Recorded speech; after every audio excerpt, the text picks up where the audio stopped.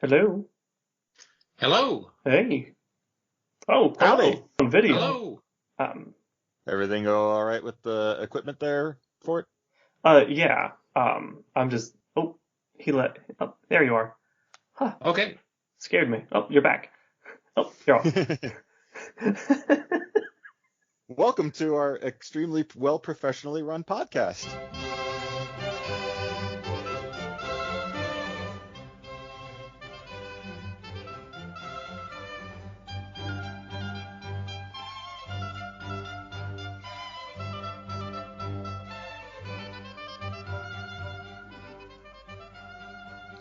Howdy, and welcome to Modern Metamorphoses, the podcast that looks at comics, prose, movies, TV shows, and other media involving the physical or mental alterations of its characters or metahuman themes, striving to be insightful, respectful, and inclusive. While this series does at times discuss adult material, it itself is all access. Join us now as we look at how metamorphoses and media have evolved into the modern era. I am your co-host, the transformation prose and comics writer, Dan Standing. And I'm the fantasy fetish research scholar and recently ordained Professor Roast Daddy, Alex Fort. And I'm Taedis, a science fiction writer, novelist, and general all-around bon vivant, or would-be bon vivant. What does that mean? It's a good thing, I think. Hopefully. I'm not it, so I don't have to live up to that expectation. That's fine. Welcome so much for joining us, Taedis. We appreciate you coming on as our guest. I think also met you at SciCon 2020 at the beginning of this year, and also been familiar a little bit with some of your written work, particularly your ebook Perspet. I have read and really enjoyed. And we're really happy to have you on here and to have you bringing with you a movie that you're particularly passionate about in the transformation genre. Yes, thank you very much for having me. I would like to put a little bit of a spotlight on a 1936 size film that seems to get no love in the community, Todd Browning's Devil Doll.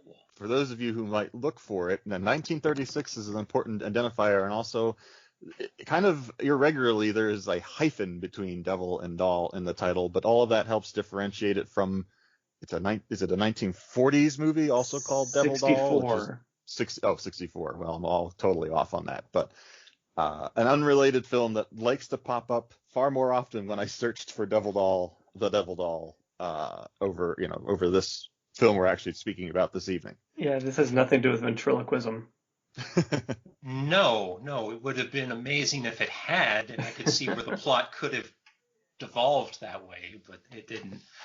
The 1936 film stars Lionel Barrymore as a former banker who gets accused of robbery and the murder of a bank guard by three of his former partners. He ends up going to jail, and the movie begins with him escaping with a convenient mad scientist. I love convenient mad scientists. Always there when you need them. They tell you when you go into jail to find the biggest guy there. No, you go for the mad scientist, because when you get out, the sky's the limit. Thing about... Go ahead. No, please, you. I was just going to say, interesting thing about this particular mad scientist is if you are not yet the biggest guy in the prison, his whole goal was to make everybody else much smaller than you. Exactly. They make their way through the creepy swamp to the mad scientist's home, where his wife and lab partner, fellow mad scientist Melita, is waiting, and then things get weird. Can I chime in for a second? I'm Sure. looking into this. This is based off of a novel? It is. I have not unfortunately read the novel, my understanding is they have changed so much about it that at the time this film came out, the science fiction fans of the era were not happy with it because it wasn't faithful to A.J. Merritt's book. Man, some things never change, huh? Yeah. I should read the book, but there's a part of me that's worried that if I do, it'll ruin the film for me. So yeah, I am always curious about particularly these older books that the movies are based on. I looked into the one that Girl in His Pocket was based on and read that one. And Burn Witch Burn I didn't get the chance to read from 1932, but yeah, I do understand it. It's very, very different. Like the size change aspect is a much smaller portion of its plot. Pun, believe it or not, unintended. It's hard not to. Yeah, much smaller portion of its plot than the Devil Doll makes use of. So I think if you're looking for the book as another example of size change as significant to the plot as this movie makes it, I think the book might be a bit of a disappointment. Before we go further into the weirder quote unquote portion of the movie, because we already started with breaking out of jail in a pretty interesting sequence, honestly, at the beginning, with the mad scientist. Yes. This movie's got a lot of budget in it, and I was not expecting that from a movie, because we have this habit of like watching really old movies and then going, oh, they probably made this for like $10,000. And that's like old people money. It's still not a lot of money. Devil Doll definitely looks like it was put together by people who cared. And the director, as you mentioned earlier, Taedis, is Todd Browning. I'm not sure why he's uncredited in the film, but we do know that he's the one who directed it. And for those of you who do not know offhand who Todd Browning is, he is the director of the original Dracula. What? But yes. And what people actually may know more about outside of Dracula, but kind of in roundabout reasons, also the director of the movie Freaks. Oh, wait, hang on. If you don't know the film Freaks, you certainly know a quote from it, which is "One of us, one of us." Gooble gobble. Yeah, gooble gobble, one of us, one of us. Huh. That is that film. So certainly a director who by that time had 20 years of experience under his belt and a number of things, and I think that experience really shows with the technical expertise, honestly, that was required for Devil Doll and some of the effects that we'll talk about as we go along. Oh yeah. They went. I'm given the issues that came out after they released Freaks, and that was only a few years before Devil Doll. I was surprised they actually gave him the budget to do Devil Doll. Yeah, I'm looking at his list right now. Yeah, he made 2 movies between then and Devil Doll. Oh, then and Freaks. And Dracula was 2 movies before that. Like I'm surprised he got a lot of work. He had, looking back on his history, he had a number of issues with womanizing, alcohol. He did a lot of work in the silent era with Lon Chaney Sr., and he nearly threw his career away multiple times before he got Dracula. And I think Devil Doll was his next to last film. Mm-hmm. Yep. And that is a shame. We really needed people with that kind of vision and talent making stuff back then, but it is sad when you see somebody who's clearly got an understanding of, and again, this is 1936. I've already forgotten, right? Yeah, 1936. Yeah. You know, this is all about the physical special effects, both on the set and behind the camera when it comes to layering the film and understanding, you know, how to overlay these images physically on the cellulite. So to have somebody who understood how to achieve that in their directing, and I think very successfully. I think that we see special effects in this film which, certainly line up with or surpass what we've seen in green screen effects in today's technology. Oh Yes. yeah. Yes. I just to throw a little bit of size history in film into the mix here. This came out a year after Bride of Frankenstein, which I think in some ways, while they were made by different studios, the people who made the production team that did Devil Doll was looking very carefully at that early scene in Bride of Frankenstein where Dr. Pretorius has his little people. And if they didn't trade secrets, they were challenging themselves to do something better. And it's funny because they're clearly, I cannot see how this is not a direct reference to that film, but they've clearly made a reference to that in that the mad scientist's wife, Melita, I believe her name is. She has that white streak. Yes, she has the trademark white streak in her hair, most associated with the bride from Bride of Frankenstein. So that's an interesting little detail to that character's I would love to write fanfic of Melita and Dr. Pretorius just going around the country and doing their mad size experiments on people. And that would be, I'd have 3 people who would read it, one of whom would be me. But if I had the time, I would love to do that. That'd be pretty good.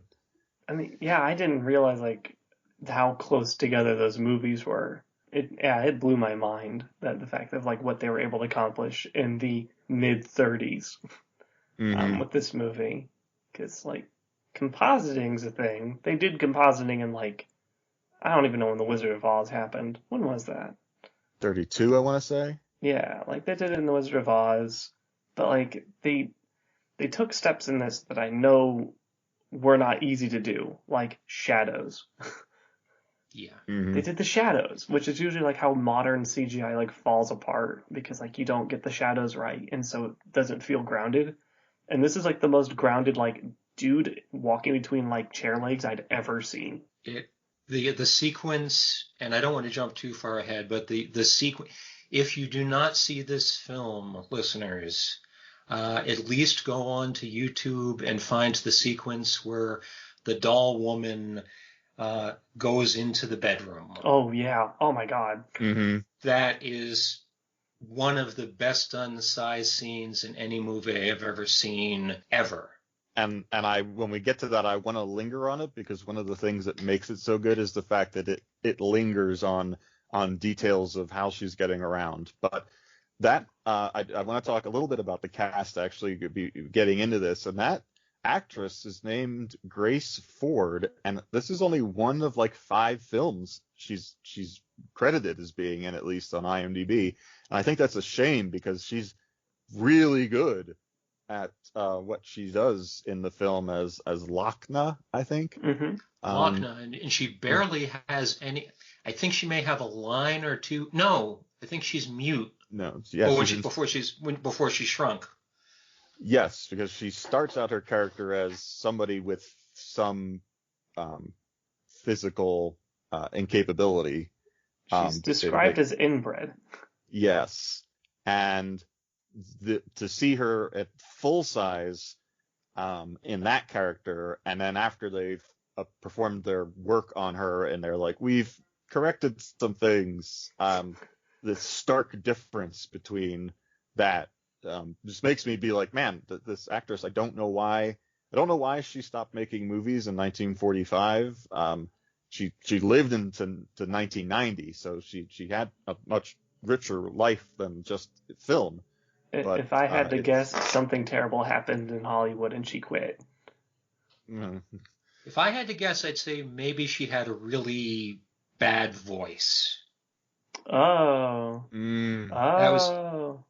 They were just getting out of the silent era, and if she gets cast in a mute role, that's where my mind goes first. But my worst if wiser self should probably be on your bandwagon for Yeah, it. you got the singing in the rain thing. I've got the Weinstein thing. Yeah. It could be both. I hope maybe she just decided, hey, you know what? I've got a fantastic partner that I've entered into marriage with, and I'm going to do something else alongside them. Maybe it's a happy ending. Yeah. Yeah. The other two, of course, are we have Lionel Barry as our main quote unquote protagonists in this film. Most people may, if you're going to remember him from a famous role, he is Mr. Potter, the bad banker in It's a Wonderful Life.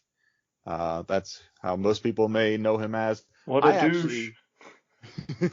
I actually worked at the Walnut Street Theater in Philadelphia, and he had performed there in the late 1800s. So Lionel Barrymore was a big deal at the Walnut Street Theater when I was working there. So I've set foot on the same stage he has performed on. I'm going to humble brag. Ooh, nice. And he, of course, is and God, looking at the family tree made my head hurt. I think he is the great uncle of Drew Barrymore, or great uncle. I'm not entirely sure, but he is part of the Drew Barrymore tree of actor, famous family members, if you know anybody of the Barrymores. And then we have the last one I want to call out, because I think she's pretty good, is Maureen O'Sullivan, who plays Barrymore's daughter in the film, whom was Jane in a whole bunch of Tarzan films.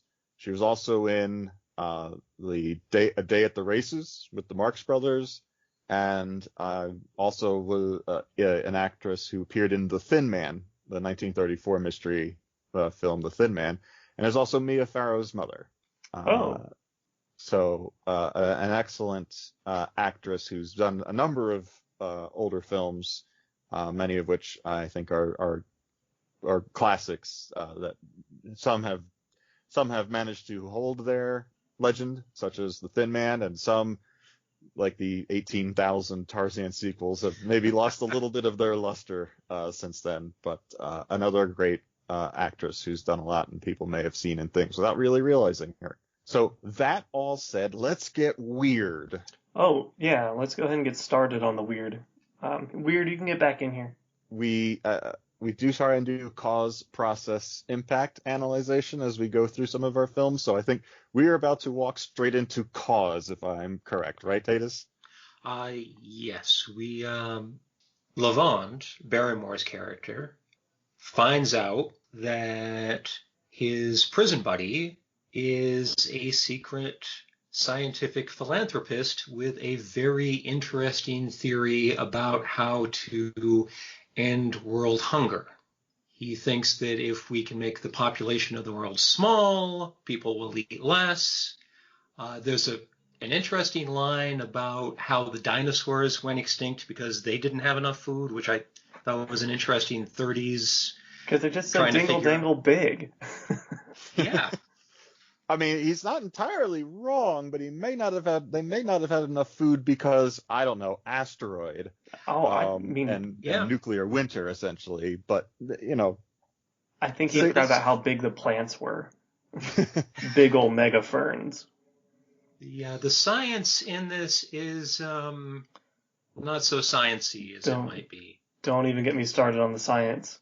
Science is my biggest grief. How the atoms are entirely composed of electrons? It's the one. Well, for those people who haven't seen the film, we discover that this gentleman has created a process which will allow him to shrink living matter to doll size. Up until this point in time, he and his partner Melita have limited themselves to animals, as far as we know. It's funny you should mention Girl in His Pocket, because I was thinking about the similarities between that shrinking process and this shrinking process. In that movie, the person the animal gets shrunk down and turned into a statue. In this one, they get shrunk down and have their will stripped from them. Yeah, they basically become like atomically lobotomized. Yeah.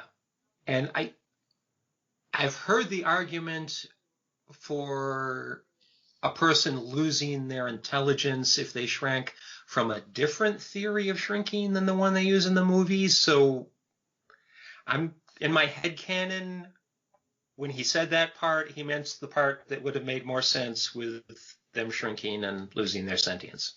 Yeah, I mean, if we want to really pick apart the science of this 1930s, black and white mad science film, there's any number of ways you can be like, well, if you shrink the brain down so too small, electricity is only, so big, and the synapses, may be disrupted or whatever. But, regardless, the process basically creates perfect replicas of the animals as we start with. So you still have the fur of the dogs, and like you can see the details of the eyes and the colors. It's not the little porcelain-esque statue that happens in The Girl in His Pocket. Yeah. But unless an exterior will takes over their brains and wills them to move, they do, however, basically kind of freeze up and just kind of stay still and stiff when not being commanded. Yeah, I was expecting more of like a ragdoll thing, but since they were using miniatures for everything, it was more convenient for them to just be like rigor mortis. Yeah. Mm-hmm. And these dolls, again, these are animals in all cases, except there's one instance where there's a human that's a doll and not an overlay. And at that one moment is a little less convincing, but these dolls are really, like, all of the detail of the miniature work, or later on what must be huge set and props, are extremely well done and well detailed. And consistent. It's consistent. That's what makes it so good. It's 1-to-1. It is, yes. I am glad to hear that you liked it. I was a little nervous sharing something with someone else. Like, it is an old film. There are some dated aspects to it. I'm glad to hear that the things that I loved about it are things that you are appreciating as well. Yeah. Well, I think there's two aspects to one reason why I know I appreciated it. One, I do think a lot about it is clearly done very well and with care. And when we get to some of those dated aspects, I'm going to be very salty about them. But the other aspect is that we've done a number of films right now, and some of them have been less or better ideas for me to recommend for us to watch. And this film would honestly have to do a lot to be much worse than any of the things that I've made us watch already. Oh, yeah. But we were fortunate that objectively it's clearly something that was done with care and thought, which is not necessarily how our good friend Mr. Mad Scientist decides to throw in the moment he crosses the door and sees that all of his equipment is ready to go. Yeah, that was weird. He's been in jail for 17 years for reasons, and like his wife, who is using a crutch constantly, has apparently been able to keep up with his work without him, but is also not hitting all the revelations. So she's just kind of like stalling for like almost 2 decades. Yeah, and they have a very fractured marriage, which we'll see. One of the first things that the mad scientist does when he comes home is tell his wife that he has figured out the problem. He has got the solution that will make perfect miniatures, that this will allow sentience and free will, as well as an improved physicality. And, right. Because I want to make sure we've been very clear here. Marcel, the mad scientist, is very much breaking the trope, because he 100% wants to do this for the betterment of humanity. Like, he does not want to make tiny little slaves. He doesn't want to, conquer the world, but with some sort of shrinking fog or whatever. Like, he is literally trying to save humanity, and it's important to him that the individuals that he shrinks down are fully free and conscious and capable of living entirely on their own without any impact upon them outside of now just being small. Exactly. He arguably is purer than most mad scientists. I do have a suspicion, and this is not borne out by the actual movie itself, but the fact that his wife has the crutch and a bit of a hunchback, I think the wanting the physical improvement is to, when it comes her turn to be shrunk, he wants her perfect, mind and body. But that's And just hair. a theory of mine. And hair, because of course. Mm-hmm. And we certainly, I do think, see a little bit of the hint at that, and this comes from this also ties into when I mentioned earlier that he is gung-ho to get right back at it, because he walks in the door and is like, hey, after 17 years in prison, I think I figured it out. And they both stare at, and I swear to God, basically do those rubbing their palms together, looking at their assistant, who is Lochna, this young woman who's I think maybe mute. I don't remember if she yells at the dogs or not, but is certainly struggling with some things. She's kidnapped off the streets. Like, I love the 3 lines, like the throwaway lines, where it's just like, where'd you get her? Oh, I took her off the street. She's some inbred from Germany. Her family will never miss her. Oh, good. Like, dude, what? Yeah. Now Melita definitely has she may or may not be into the shrinking people because thinks it's a good thing. I think she enjoys having little slaves. It's not her passion. We learned that it's not her dream. No. She's just kind of along for the ride. Yeah. So the moment Marcel is like, I know what to do, they put Paul Levand, Lionel Baramir's character, to bed and are like, let's get some mad sciencing going. And like, just honey, dearest, darling, I haven't seen you in so long. Let's go into a private room and do science. Hey, I mean, when couples have a shared passion, that's to be celebrated. Like, yeah, no, I love it. It's just like it defies the trope of just kind of like, it's like, I've been in jail this whole time. Look, sex can wait. We need to do some science. And priorities. Mm-hmm. Yep, I love it. For the betterment of mankind. Humankind. Well, that betterment wakes up Levand, who wanders down from the bedroom to catch them mid-sciencing on the table. Ew. With Lochna already shrunk down and like just covered in cotton balls, although I'm not entirely sure of the coverage. Like, the copy of this film I have is a little grainy, and I'm looking at it and I'm like, is she topless? I'm not sure. Like, she's slathered in cotton. Yeah. It's close. It's 36 would have been just a little after the code went into effect, so they may have filmed it one way and then said, no, you can't have it, so they had to do some sort of censoring. It does kind of look like they may have like scratched the negative along her chest, because it doesn't quite look like, I'm not trying to be crude or anything, it's just something I noticed. It doesn't quite look the same as the cotton balls that they are just basically throwing onto her like she's some newlywed. Like, it's a little odd. I feel like that they absolutely like knew that they needed like the covering, which is why they filmed like a cotton, bring me cotton, as opposed to like, oh, she's just doused in this fluffy stuff. But as she's shrunk down and bathed in this chemical fog and all of that, the Marcel makes the realization that perhaps his prison planning has not been as accurate as he predicted it would be. Exactly. He thinks she is about to wake up, and she doesn't. And you can see how devastated he is that he has made this mistake.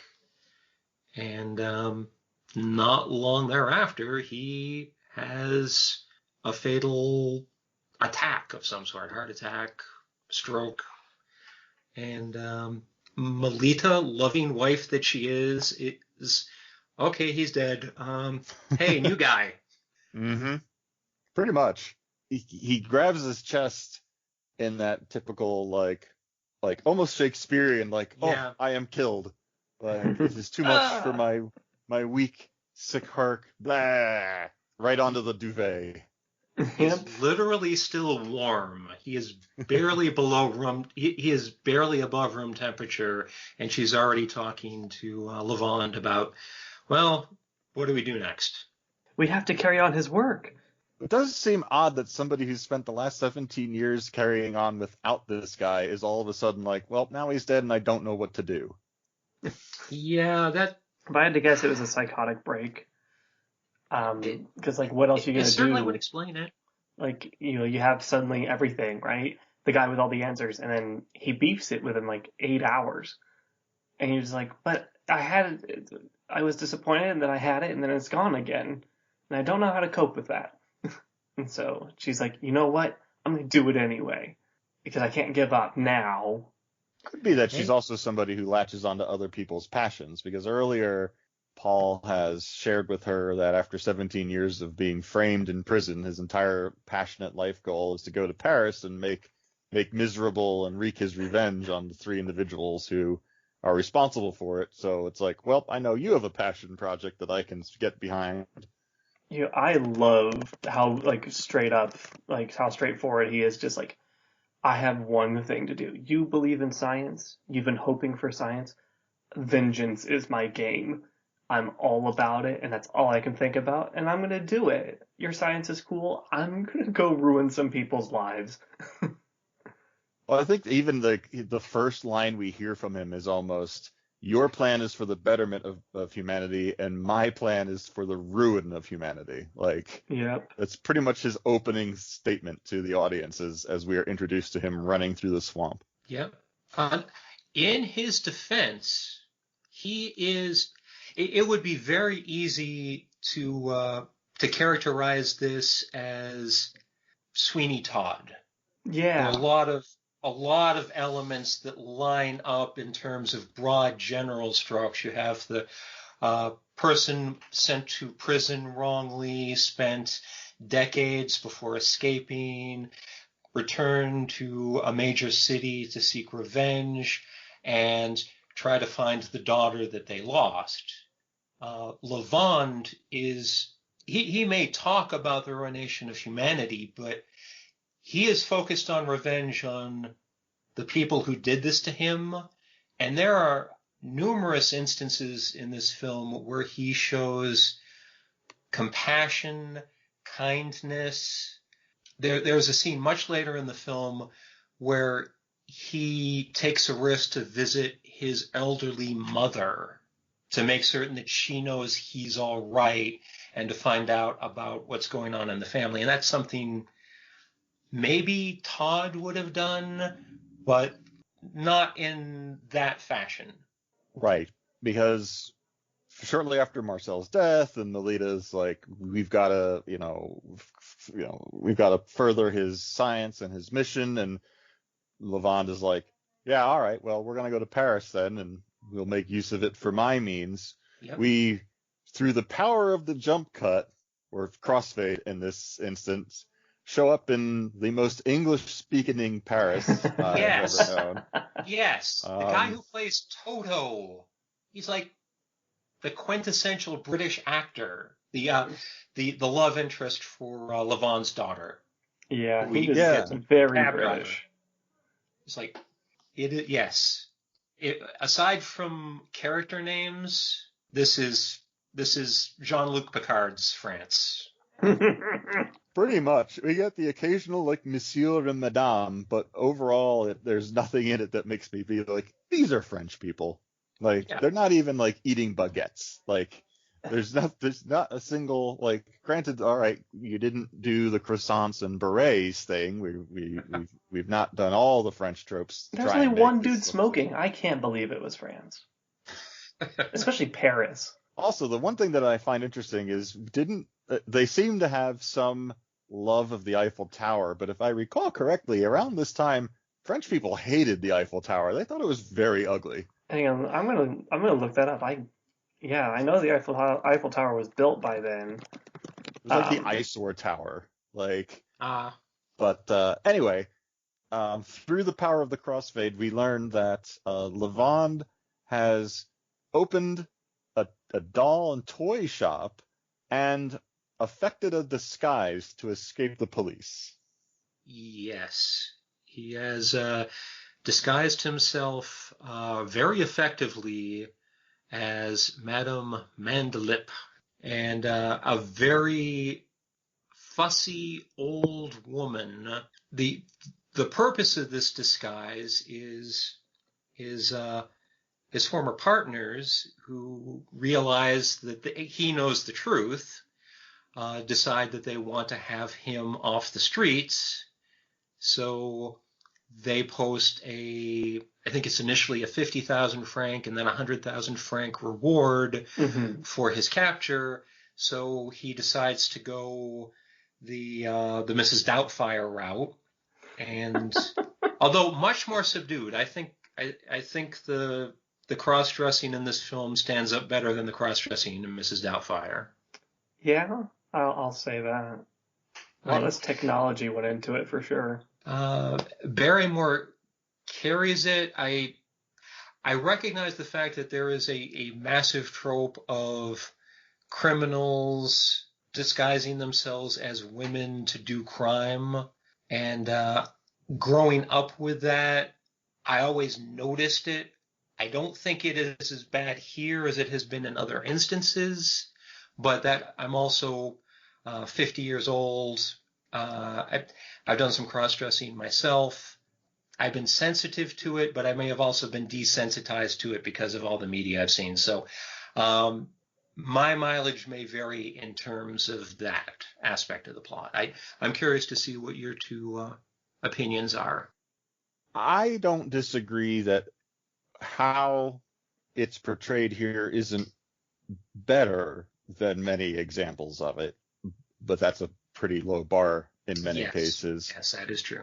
I would say any instance where a cis male non-identifying with that character he's affecting does this is going to, in the long examples of criminal cross-dressers, I'm using quotes for that, certainly built a negative picture.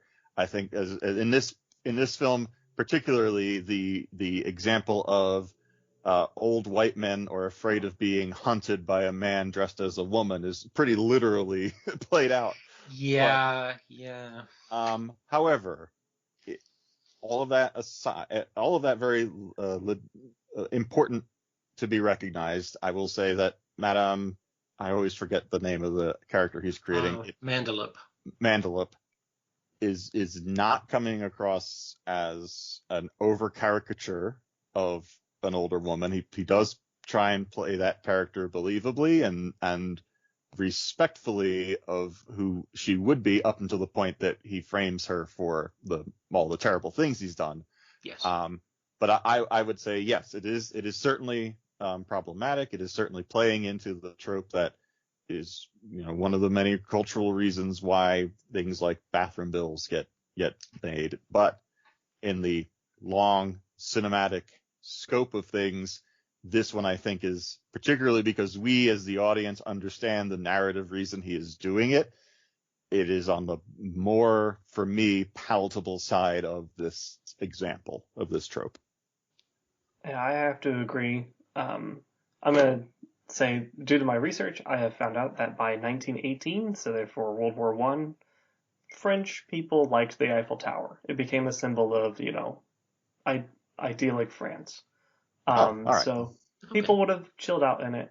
I did see a really funny note that there was apparently this guy with a blue name, which means he's somewhere important. Supposedly ate lunch at the Tower's restaurant every day because it's the one place in Paris where you couldn't see the tower. Nice. Which is the best form of protest ever.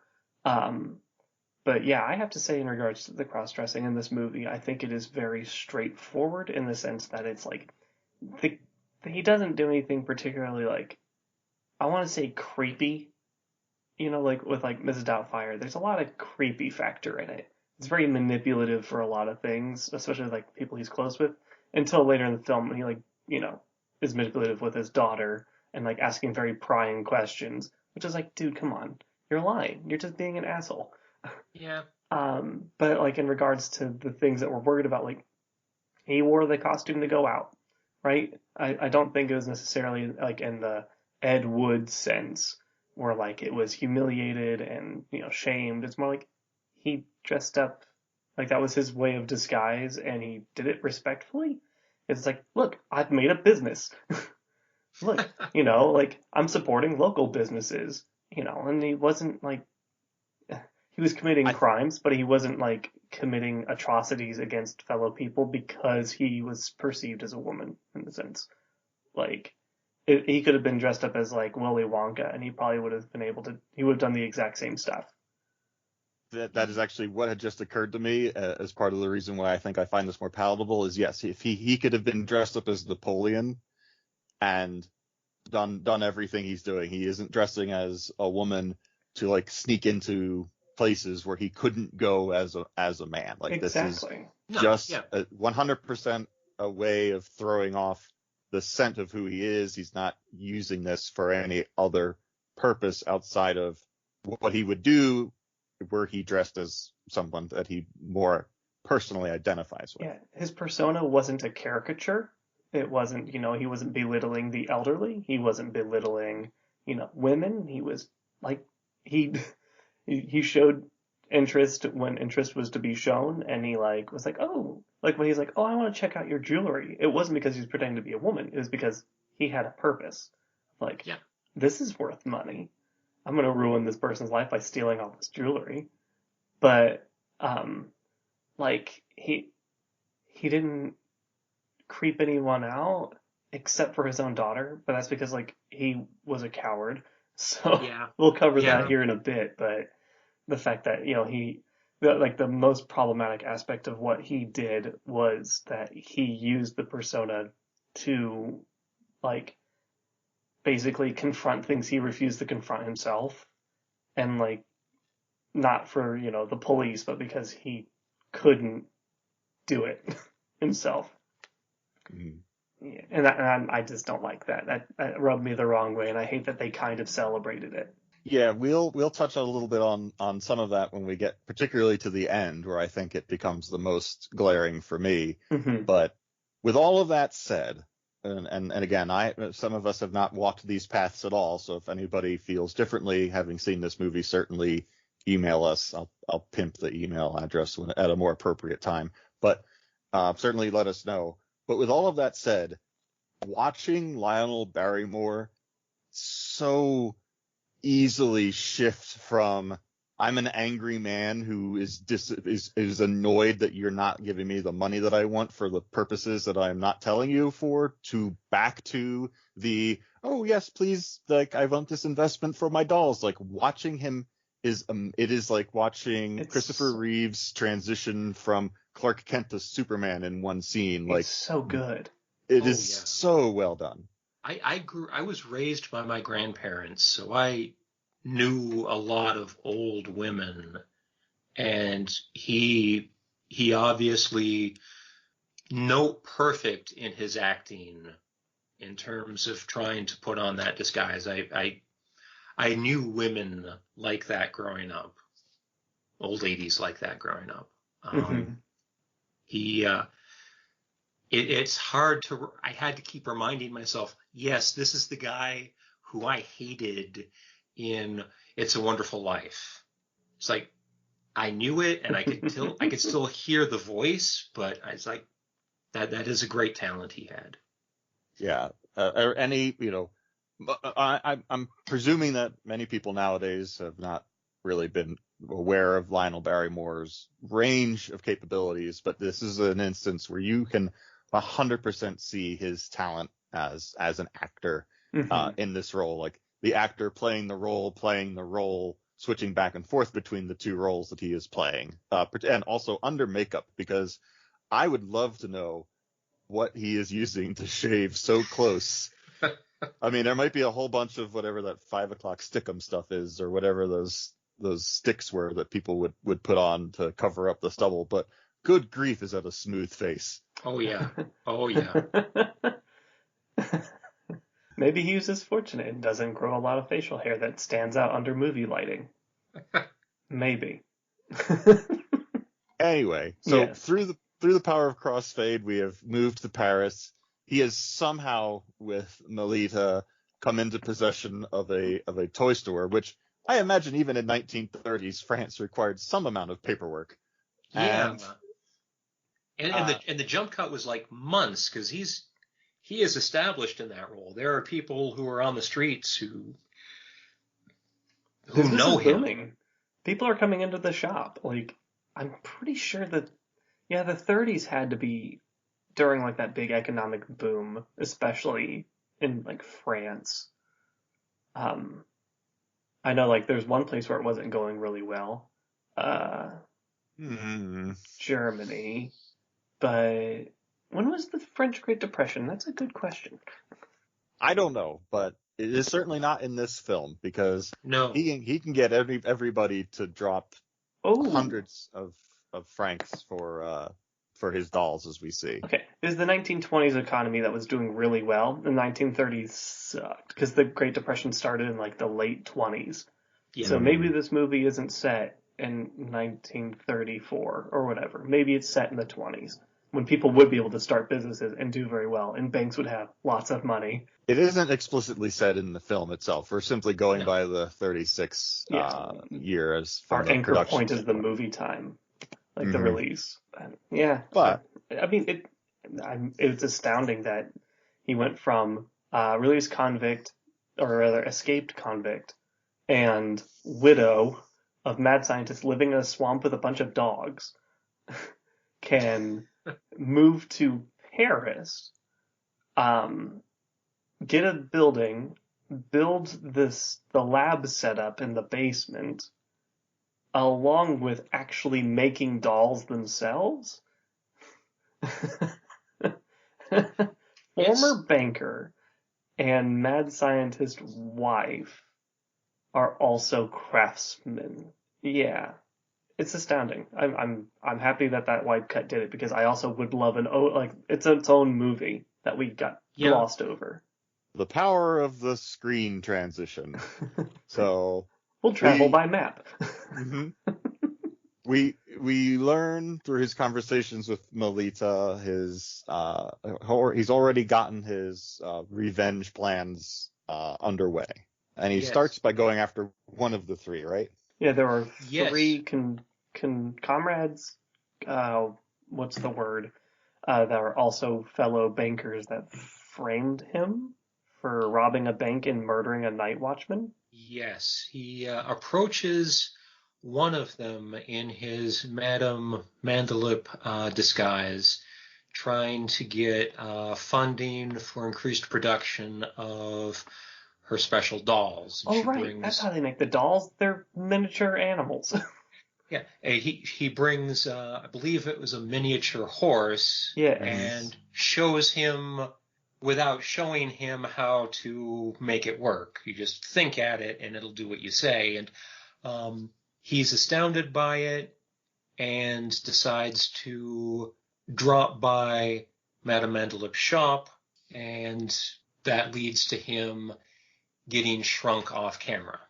Yeah, he gets paralyzed, right? Like he gets stabbed by something, and like there's a paralytic poison that paralyzes him, and they apparently getting shrunk fixes that. That's one of the gripes I have about the continuity of this film, is you realize that dapper young guy who's jumping around in his sporty outfit is the shrunken banker, but you don't see him getting shrunk, and I think there could have been a little bit more there. And as a size fan, I would have loved to have seen a scene where they did that, but I can understand why they wouldn't, because one, they've shown the shrinking already, kind of, sort of. And two, that's more money, and they had to invest their budget where they did, and they had to move the plot along. And they had to move the plot along, too. Okay. Yeah. So I'm going to do a science gripe real quick. Can I do a science gripe real quick? Sure. I feel like this needs a jingle, but I'll figure it out later. Okay. So, brain activity aside, like, we can just kind of sweep that aside because, like, you know, we can only make processors so small because the gaps between electrons, like, if you put the wires too close to each other, the electrons will actually skip wires and then you'll lose data. So we'll just, there's already a scientific explanation that the 1930s didn't know about.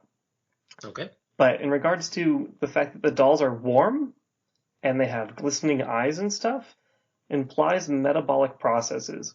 And if you are paralyzed, you're not eating. Yeah. You're not drinking. They're not like Dunkin'. They're not just, you don't see them meticulously putting breadcrumbs in, you know, like, unless they're waking these people up every day and just like thinking really hard at them, eat, and they eat every day, and then they put them back in the whatever, and like bathing them because like they're warm, so they're sweating and they're losing dead skin and stuff like that. Like, there's so many background processes that I know that they didn't touch on for very specific reasons because it's uncomfortable and inconvenient. But if they're alive, then they're disgusting. And they refuse to acknowledge it, and it upsets me. Everyone should be masticated and, like, not masticated, what's the term when you're extremely just malnourished? Emaciated. Yeah. Yeah, you're emaciated and just, like, dirty, and your hair is nappy, and you just look like a wreck in old baby clothes. Like, doll clothes. Like, that's just... I'm done. Well, you see, I look at it, since we're working in 1930s, whatever the hell you want science, my belief was that upon shrinking them down, the body maintains its mass, but in a compacted form, and that gets converted into a caloric resource. And being much smaller and having almost no activity outside of when you are stared at really hard and willed to do a thing. I think that's like a camel's hump of reserve nutrition that is, empowering them longer than they would were they of full size and having the same sort of lifestyle. Yes. Mitochondria, the nuclear power plant of the cell, only needs refueled once every 50 years. That's my bad 1930s science, and I'm sticking to it. Hey. We have obviously put more thought into this already than the script writer did. Yes. The one thing I do wonder in Burn Witch Burn is if Merritt put like any explanation into how this works in that book. I'd love to just read it to just see if there's some random, like, again, 1930s bullshit science like throwaway reference made. Yeah, throw in about, the nuon waves are stronger in the smaller bodies and therefore sustain them, like something. Pym particles. Yeah. Yeah. But isn't that what Pym particles are based on too? Is saying like they shrink the space between electrons in the atom, like the nucleus, and so there was less empty space, so things were just smaller. Well, yeah, I mean, obviously, even look, I'm not just commenters. I'm not bashing Ant-Man or Ant-Man and the Wasp. I love those movies, but the own science stated in the film does not hold up to what is later revealed in regards to how mass works. Oh yeah, their internal consistency is stupid. Dude has a tank on a keychain. Like, what the hell? Yep. And I don't care. I freaking love those movies. They are exactly what I wanted out of Marvel size changing Ant-Man Wasp films. If you're going to do Scott Lang. So it is, we all pick and choose our hills to die on. Yeah. At least they wore masks in order to like make sure that the oxygen worked okay, because like big oxygen molecules and tiny lung molecules could be bad. Actually, big many molecules like bread molecules. I'm thinking too much. What I'll say about the Devil Doll is at least its internal science is consistent. They say early on that shrinking down a person allows them to like fiddle with them and like change things as they see fit, as we've seen with Lochna. So I don't really think it's that much to say, well, once we shrink them down, we're able to, undo this paralyzing agent. And one of the things that's interesting that they make clear at the very beginning is once you are shrunk, you are shrunk. You stay shrunk. There is no reversal for this process. It is a done deal. Did they put them in saline? Just to see. No. Maybe off camera. Right. No, I got tears. It didn't work, honey. I'm sorry. You got to cry directly on them for them to grow back again. And if you get tired of that elephant, just throw it into the English Channel. Yeah. Anywho, God, that movie now sucked. we've got. I liked the. That's right. We differed in our opinion of Girl in His Pocket. Anyway, some deep cut modern Metamorphoses lore there. Anyway, so now Levant has got two tiny dolls that will follow. Again, basically, if he thinks really hard at them, whatever he wants them to do. Yes. And this leads to two of the best size scenes in this film, for my money, and some of the best size sequences that I've seen in general. Mm-hmm. When he sends his miniature people out to do his bidding. In the case of Lachna, he sells her as a doll to the daughter of one of his enemies, and then mentally activates her outside their home. And there's this gorgeous sequence where she climbs up, steals this necklace, and then goes back with a dagger that has the same paralytic poison, and puts the second of the three conspirators into paralysis. It is, again, if you do not want to watch this movie at all, but you're a size fan, the sequences on YouTube, it is gorgeous. Like, I have to just say, I gotta chime in because I've been sitting on this for at least a few hours.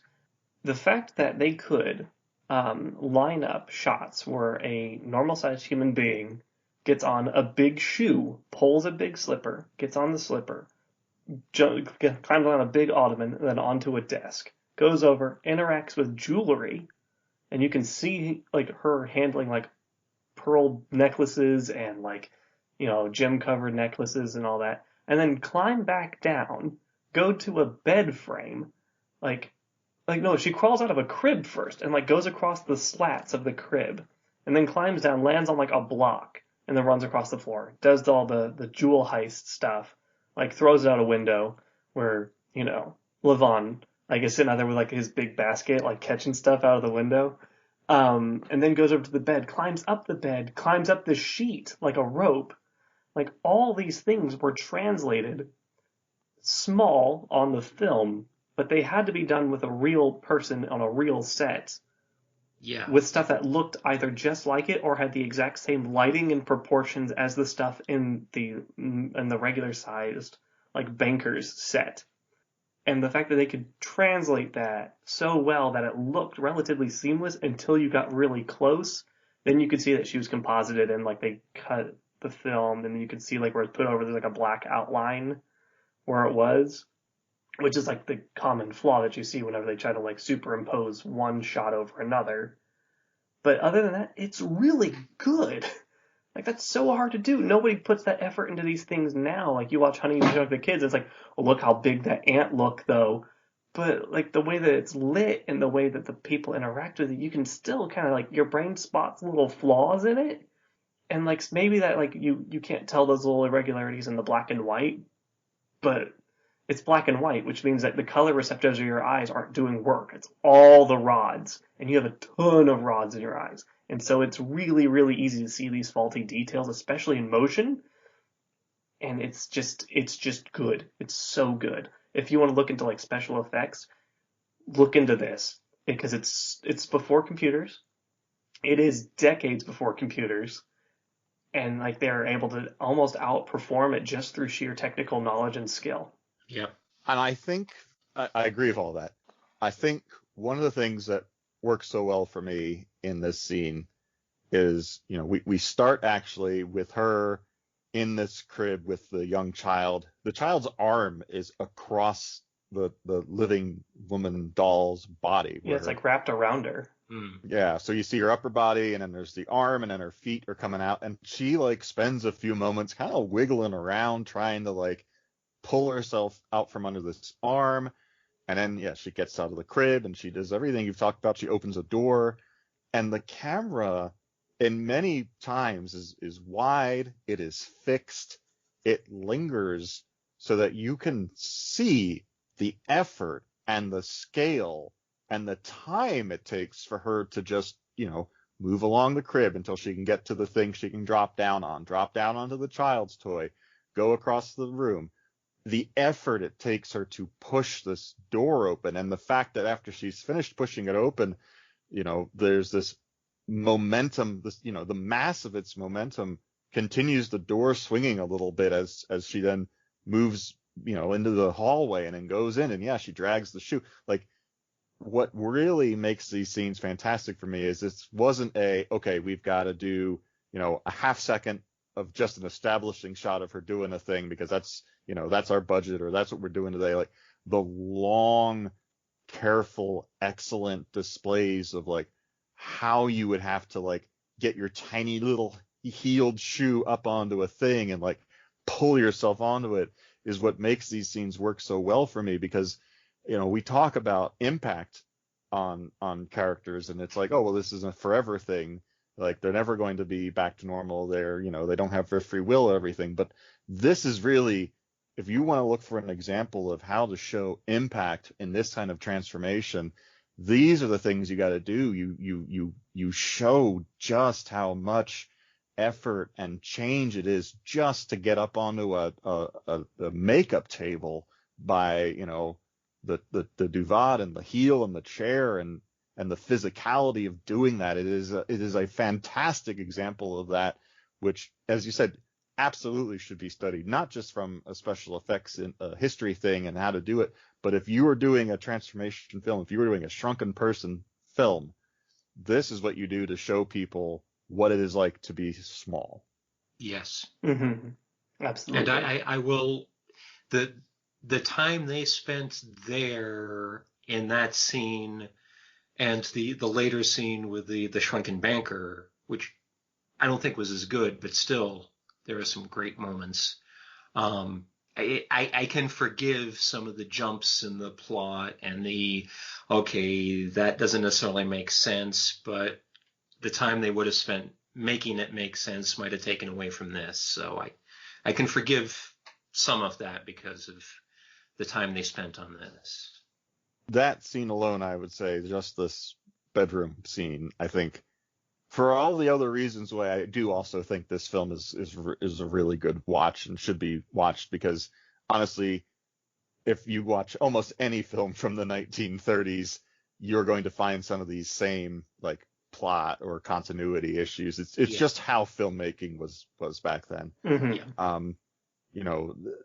This is really the standout scene, and it isn't long after that we get to, as you said, that Lochner handles the one banker, and then while Levon is also partially trying to scare the final guy into confessing and clearing his name, he sends in the shrunken banker who has to navigate stairs and goes under furniture and is also tied on a bow in a tree and knocks an ornament down as he's climbing down the branches. Like, it's just incredible. This is a thing. This is from, I think, also a passion of filmmaking where it's like, we're not just doing this stuff because it's said so in the script and we're just going to do the bare minimum of what we need to achieve what the script is asking for, but we are reveling in our ability to do this. We are watching the joy of craftsmanship of these scenes and special effects. Mm-hmm. Absolutely. It's Yeah. I there are so many reasons to watch this, and usually we save like our recommendations till the end. But I'm gonna say it now because I'm gonna say it again. Watch it. I'm gonna admit that like given the things we've been watching on this podcast, like I was a little wary. I was like, oh no, it's an old movie. It's about shrinking people. Okay, and then like I watched it and I was like, damn, this is good. It's aged. It has certain cultural values that are a little outdated, but holy shit, this is good. So once again, we fall to our guests to recommend things that we enjoyed watching. Yeah, yeah. Our internal suggestion system is a little flawed, but I mean, other people's opinions are pretty good. Well, to step forward and actually want to focus on something, I think that you better have something that's halfway decent. And I recognize the flaws of the film's plot, the dated issue, but there is so much to love there. And the fact that this film isn't better known in the community that I'm a part of, that is a little disheartening to me. And I try to pitch it every chance I get. And the fact that there is a streaming option where you can get it relatively cheap, or a good DVD set if you're into 30s films that isn't too high priced right now. I say if you get the chance, watch it with the caveats that we've given and caveats that we'll be throwing in later, I'm sure. But it was so impactful, but to the community of sci-fi and comic book nerds of the time it came out and immediately afterwards. But I'll get into that later. We still haven't gone through all the film. I apologize. Oh yeah, there's so much film left. Okay, there's the description on Wikipedia is like 3 paragraphs, but we're like really like selling it. Also, let me mention real quick, if you've read the plot summary on Wikipedia or IMDb, it is the most like wild goose chasey description of how this film actually like plays out. Like it is like technically correct in its description of things, but when you actually watch it, it's like, oh wait, no, this is very much a different sort of tone than what Wikipedia's summary is. But to get to what's left of the film, I do think we need to pause, step back a little bit from our excitement and passion over the great small people scenes, and just mention that yes, during this time, Levant has tracked down his adult daughter, whom has come to hate him because she believes that what he was framed for, he really did, and how it ruined the family's lives to the point where her mother's committed suicide, and she's now this washwoman. And she has, however, managed to get a boyfriend or boy interested in her by the name of Toto. Yeah, Toto. And Toto too. And Toto too, who is is a taxi cab entrepreneur. Yes. But she is repelling Toto's clear interest to take their relationship further, because she doesn't feel like she, with the reputation of not only a robber murderer convicted father, but now an escapee as well, she doesn't feel like she's worth anything to anybody because of that. So this is another reason why, as Levant kind of learns a little bit about this, because he encounters Toto and her in the wash place, and he gets a little bit more of this when he visits his mother, and who's caring or being cared for by his daughter.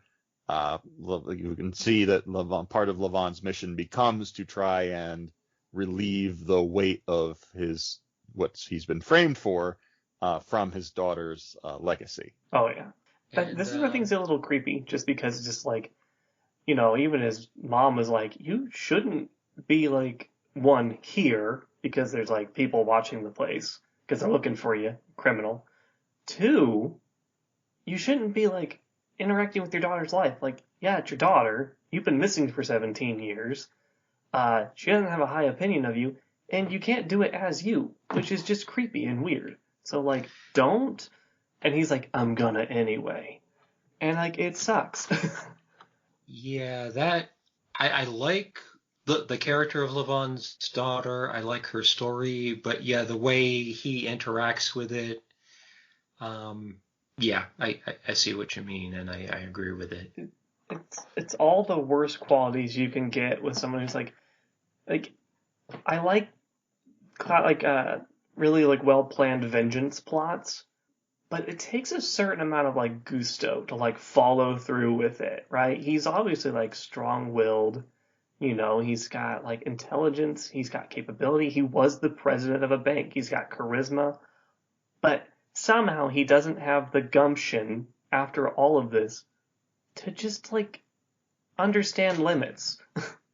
Like he feels entitled, and Yeah, it's like, yeah, this may potentially traumatize her because like the facade may fall and I might be extremely like weak for a moment and just say, hey, I'm your dad while dressed as an old woman, and that's awful. But he does worse in the fact that he just never ever tells her. Like he's just like, the only way I can meaningfully interact with my daughter is through the persona of an old woman who will die. Someone who I have plotted to remove from history here in a moment, and I really hope this doesn't ruin her. Like there's already like a level of selfishness necessary for like a vengeance plot, but it's worse. And to wrap up the vengeance plot, we do see that he has, again, through the magic of jump cuts, managed to sneak the shrunken banker onto the Christmas tree of the final co-conspirator, and again uses the power of willpower, which, if the audience is confused as to what we mean each time we say think them to do things, that's as much as explanation as we ever get in the film also. It says they don't have a consciousness of their own, so you can project your consciousness onto theirs, and they just do it. and apparently there doesn't seem to be much of a range limitation. It's certainly not line of sight, because oh yeah, he almost never has that in the good scenes. And he can't even see through their eyes. He just is like thinking really hard, like, I hope you're in the foyer because you got work to do. It is this weird, and yeah, it's never explained. It is at least internally consistent. And it's not, also one of the things that I really wanted to see later on was whether or not you could have a battle of wills over who was controlling someone. We don't quite get that, even though there is the opportunity raised at one moment. There was that, when at that, I don't want to. Yeah, we'll get to it. Or something we're going to be talking about in 5 minutes.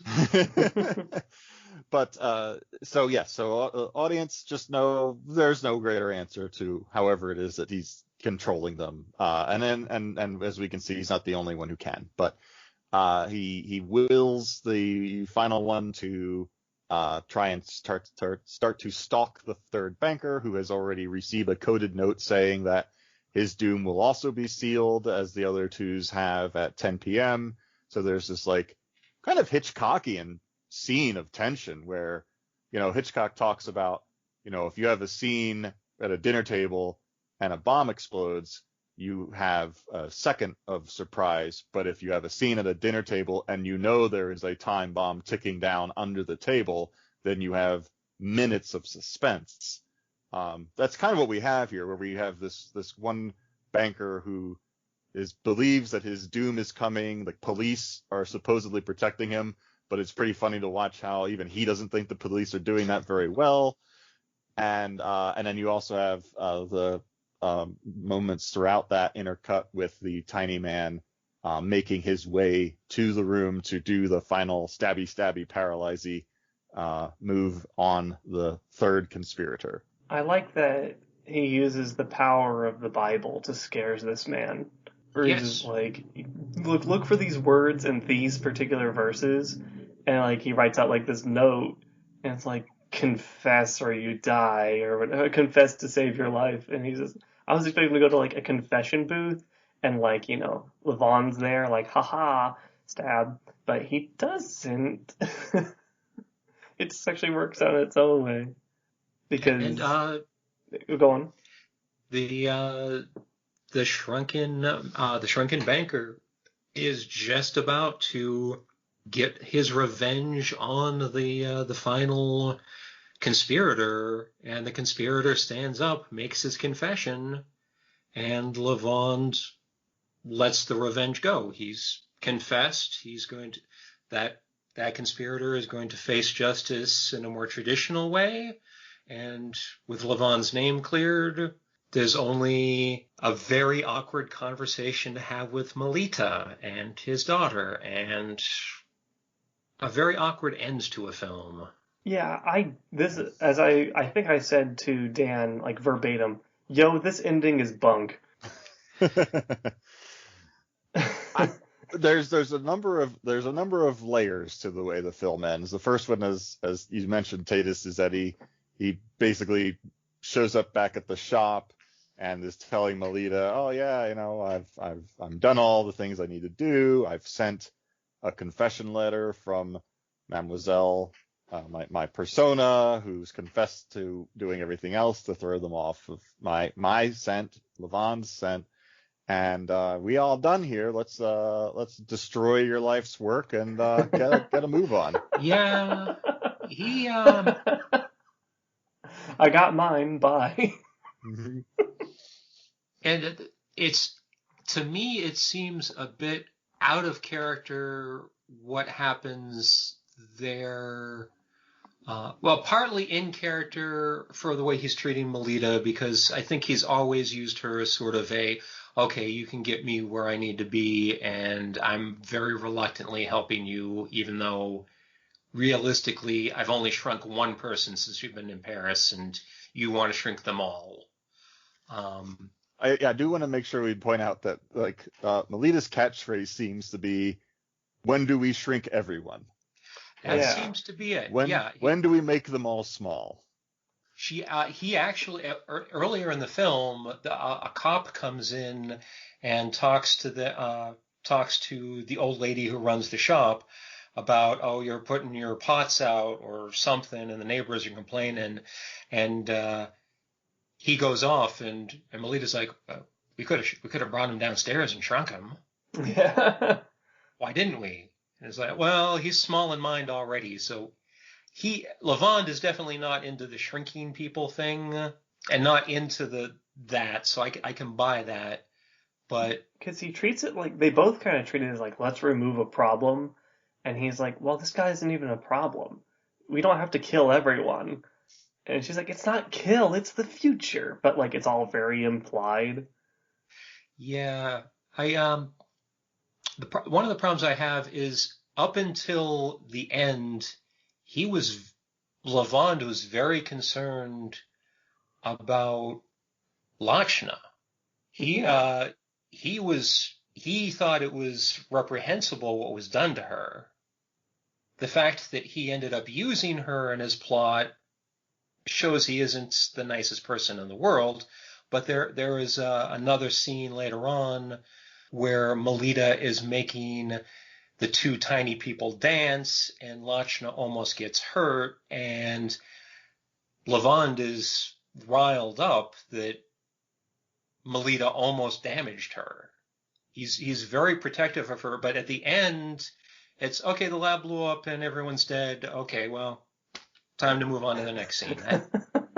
Yeah. I think for me, Levand's opinion on the shrinking thing is, for me at least, pretty consistent throughout the film. Like when he first learns about it, when Marcel's still alive, and it's like, oh yeah, we can shrink things, but they're brain dead. He's like, that's terrible. Yeah. Like, what you were doing is awful. And the fact that never gets fixed, I think, it is something that carries through the film. He finds it deplorable. He does it once to somebody who, yes, you can certainly decide whether or not you think what he does to the first two bankers are a fate worse than death or not, because the first guy's a shrunken, brain dead thing whose will gets overpowered, and the other guy's literally forever paralyzed inside of his own body. So those are bad things. So basically the same thing, but aware of it and big. Yeah. And it doesn't surprise me at the end when he's like, yeah, we're going to destroy all of this. What you're doing truly is terrible. but I couldn't do anything about the first time you did it, and so I've just been using what's already been done as a tool to my ends. So I kind of am half split between him truly truly caring about Lochna as a human being and his care versus I don't know if I still need her for revenging, so don't break her yet. Because that's a possibility. Yeah. He's kind of dismissive about what's going to happen to him. Like, he intends to send the two tiny people to the police station. So he doesn't want to destroy them. But yeah, after he and Nolita have their altercation, he doesn't seem to be that interested in seeing whether or not those two tiny people are okay or not. Well, in fairness, and we referenced this earlier, the potential battle of wills. Melita sends tiny banker dude with a paralyzing murder knife after Levand, and Levand sees it and stops it, but not by thinking his way out of it, just by like dropping a chair on it. Yeah.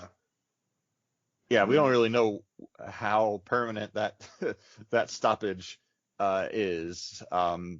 We don't see any squish or anything, but Melita doesn't take it well that he intends to, and in fact briefly starts to smash all the science stuff, and basically just grabs a convenient bottle of, I guess, nitroglycerin or something. Like, it's not clear. I'm not sure what. It's a very dark liquid that is. He's like, "You'll atomize us," and I'm like, "What the hell do you have sitting on that? I don't know, piano? Like, what is it?" I think she it's like she realized that he was using her the whole time. It's like, yeah, we'll shrink the world. Just work with me, help me get my vengeance, and I'll help you. And then like, she helped him, and he's like, well, bye. And she's like, no, you're with me. And he's like, actually, I'm not. I really hate what you're doing. And then she has like, basically either the sequel or the continuance of her break. And she's like, well, then I guess I'll just kill us both. You don't get your happy future, and I never had one, so I'll atomize us both. And like, I like the fact that he tries to like smooth talk her out of it, like, you don't want this, as if like he would know. This is like he's like trying to do like a hostage negotiation for himself, and in the end she's just like, no, I've made up my mind, and throws the beaker. There's a bunch of explosions. She dies. And the shop gets burned down anyways. Like, I feel like he had like a moment where it's like, I gotta go back and make sure that like the little they're dead anyway. They were dead anyway, so I'm just gonna go. And then like, yeah. Yeah, it's like, they're either dead or the police will find them. One or the other. My problems are done here. I messaged Dan after that scene happened, and like the police are investigating like the burned wreckage.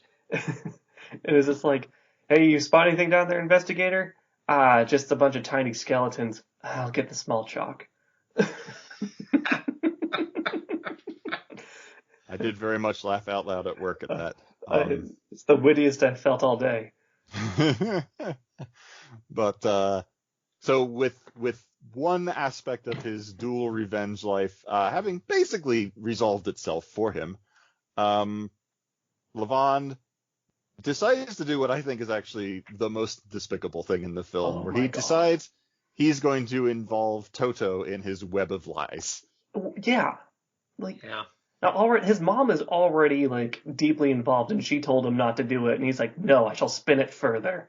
Yeah. He reveals himself to Toto and is like, congratulations, good on you for falling in love with my daughter while she was a pauper. Somehow me, clearing my name through this process is going to mean some sort of riches and reward are going to befall my daughter. I'm not sure how. I don't know. Is he going to get his bank back? Yeah, I'm not sure how that works in 1930s France, but it doesn't seem like a thing that happens, but whatever. And he basically makes Toto swear not to say, like, why even like confront this man? You've already had a pretty good sense of who he is. You seem to approve of him with your daughter. Like, what was the purpose of of getting into his cab and involving him, and you're like, as I wrote down, because he like convinces Toto not to tell her, and then she encounters him because Toto takes him to the Eiffel Tower in an attempt, granted, to have them cross paths, but even then, Lavande lies and pretends to be Marcel and says that he died. And like, I just wrote down in my notes, I'm like, gaslighting is not romantic. Stop doing it. People seem to think there's some poetry to like, oh, the poor woman is going to be unable to handle this information and we must protect her. Like, no, just be honest. Because now you have saddled Toto, this man who you think is going to spend the rest of his life with your daughter, with like carrying this lie. And like when he goes to leave, like, oh man, she's on her way up, I gotta go. She arrives and he doesn't own it. Like, Toto just sits there, complacent, like, you know what? You're right. I'm gonna let you lie to your daughter's face, and I'll lie through omission until we die. And it irked me to no end, where it's just like, she's right there, and she said that she'd like to know her dad, and you're like, he's dead. It's not a good ending to this film. It's the melodrama and the character decisions fit into the time frame that sort of story would have played more sympathetically in 1936 than it does now. But yeah, when you strip away the pretense and the veneer of dramatic reasoning, it falls apart, and it's. I mean, in the 1930s standard of white guy ends the film accomplished and happy with what he's done, it's very successful in that.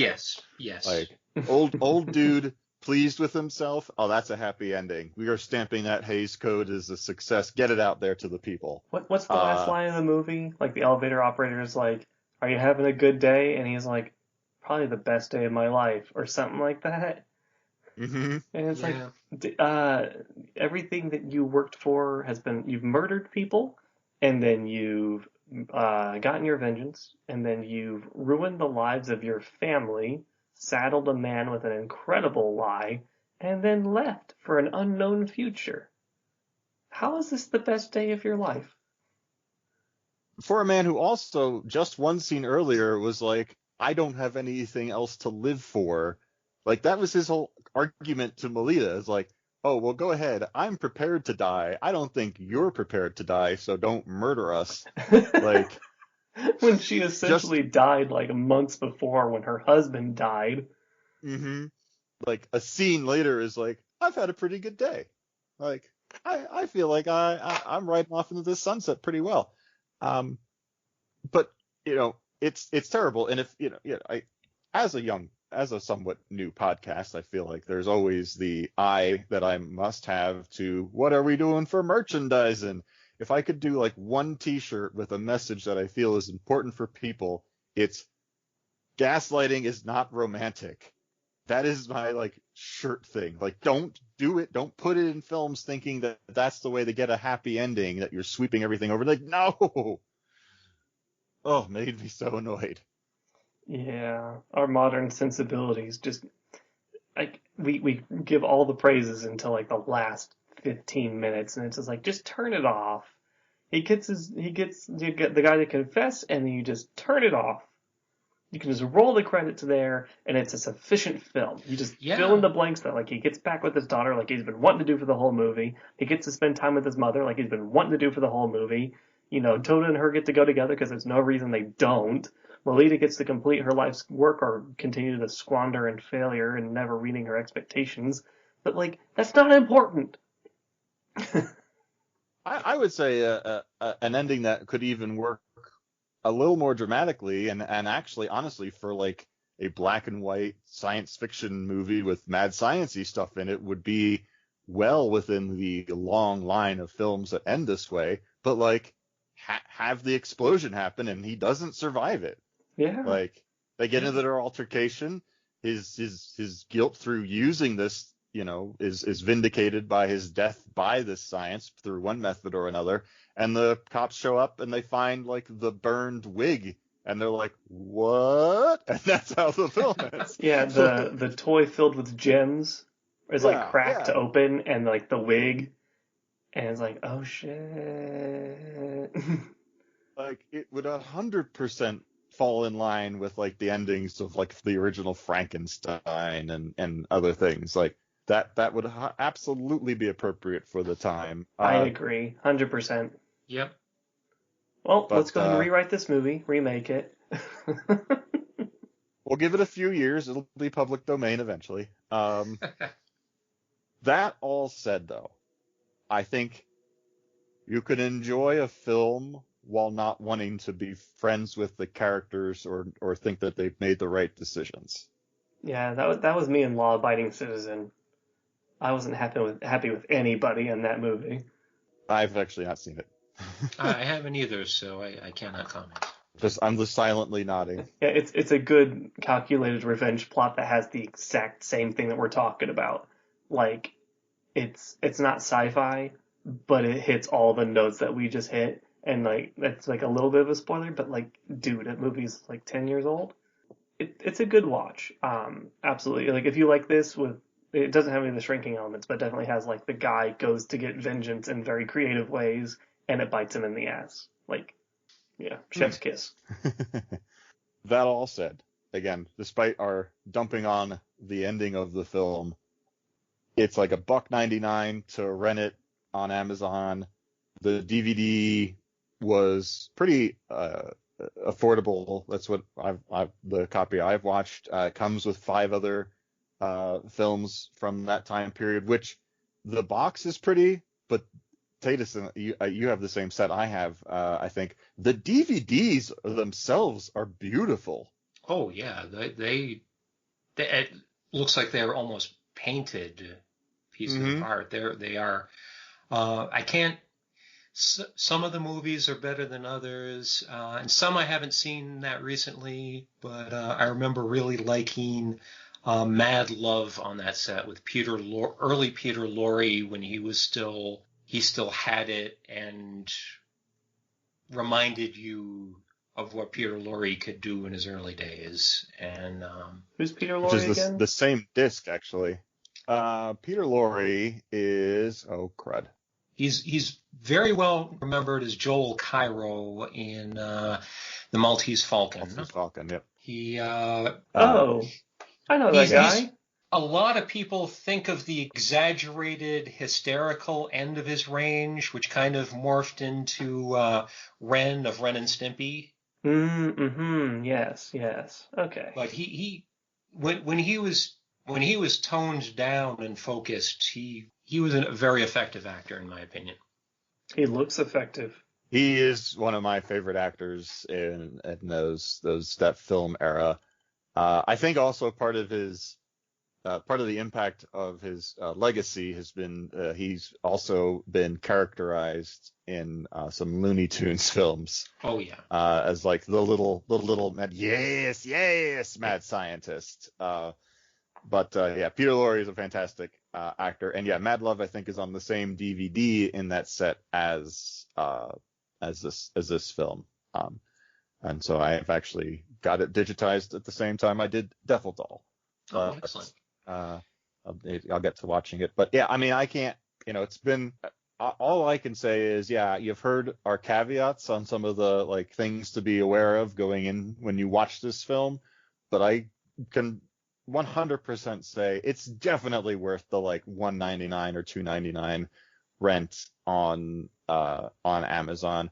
Certainly, if you want to track down that scene just for the bedroom scene, that's available to you. But I think when I think about like cause, process, and impact, a lot of that impact part comes from the broader picture, and there isn't the same weight of watching that scene without having seen what comes before it and 99% of what comes after it.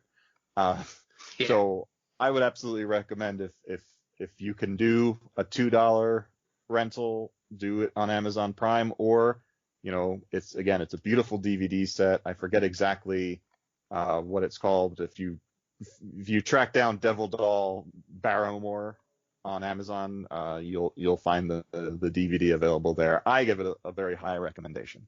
Oh yeah, yes, same. I do too. Though one additional caveat: some of the other films, they're into an era-specific sin that Devil Doll managed to avoid.